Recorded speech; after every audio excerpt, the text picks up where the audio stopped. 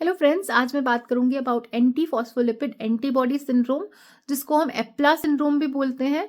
अब ये एप्ला सिंड्रोम क्या है? ये बेसिकली एक ऑटोइम्यून कंडीशन है जिसमें एंटी फॉस्फोलिपिड एंटीबॉडीज बनती हैं। अब ये एंटी फॉस्फोलिपिड एंटीबॉडीज बनती हैं against the phospholipids which are present inside the cell membrane. ये दो तरीके की होती हैं APLA syndrome, primary and secondary. Primary जो होता है it is never associated with any other autoimmune disorder, जबकि जो सेकेंडरी होता है it is always associated with another autoimmune disorder, most commonly SLE। अब ये जो एप्ला सिंड्रोम है इसमें बेसिकली होता क्या है? Due to presence of anti phospholipid antibodies there is a hyper coagulable state, मतलब कि एक क्लॉट लाइक कंडीशन बॉडी में होती है जिसको हम बोलते हैं थ्रोम्बोसिस। अब ये थ्रोम्बोसिस जो होता है ये होता है बोथ आर्टीरियल एंड वीनस। तो फर्स्ट पॉइंट आपने याद रखना है thrombosis arterial and venous. Second point is thrombocytopenia and third is recurrent fetal loss. ठीक है, तो इसको आप कैसे याद कर सकते हैं? क्योंकि इसमें बॉडी में क्लॉट लाइक कंडीशन प्रेजेंट होती है, तो इसको आप क्लॉट निमोनिक से भी याद कर सकते हैं।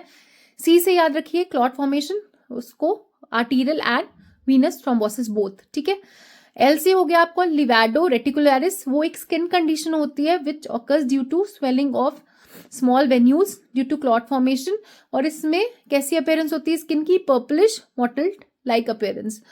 ओ से याद रखिए ऑब्स्ट्रैक्टिक कॉम्प्लिकेशंस जैसे कि miscarriage and frequent abortions, and T is for thrombocytopenia. तो ये क्लॉट निमोनिक से आप इसके क्लिनिकल फीचर्स याद कर सकते हैं। ठीक है, अब इसमें डायग्नोस कैसे करना है आपने? इसके लिए सिडनी क्राइटेरिया होता है। तो सिडनी क्राइटेरिया में 1 clinical criteria plus 1 lab criteria present होना चाहिए। क्लिनिकल क्राइटेरिया के लिए आपको चाहिए history of thrombosis both arterial and Venus. फिर दूसरा इसमें क्लिनिकल क्राइटेरिया आ सकता है प्रेगनेंसी कॉम्प्लिकेशंस जैसे कि मिसकैरेज एंड रिकरेंट अबॉर्शंस।